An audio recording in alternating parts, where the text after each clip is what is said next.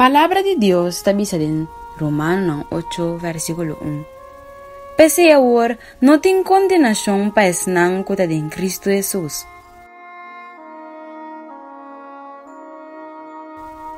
Tata Santo, bom número só é o único número que está digno para guardar alabar.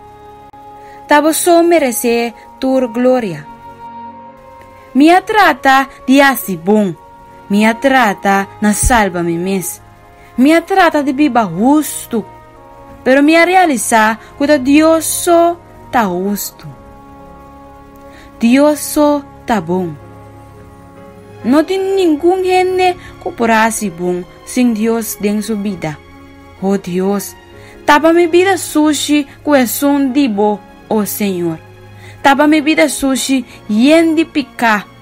Picar alaga herida ng rosto de minha vida. Pero oh Tata, lava-me limpi den el sangue de bo, you Jesus. Com a guardo drama pa ami riba e cruz de Calvário.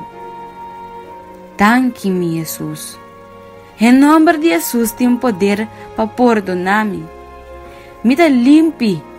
Não tem condenação para mim. Boa palavra avisa-me awe. Que pensei agora não tem condenação para esnang que está em Cristo Jesus. Agora me dá em Cristo Jesus. Thank-me, Deus.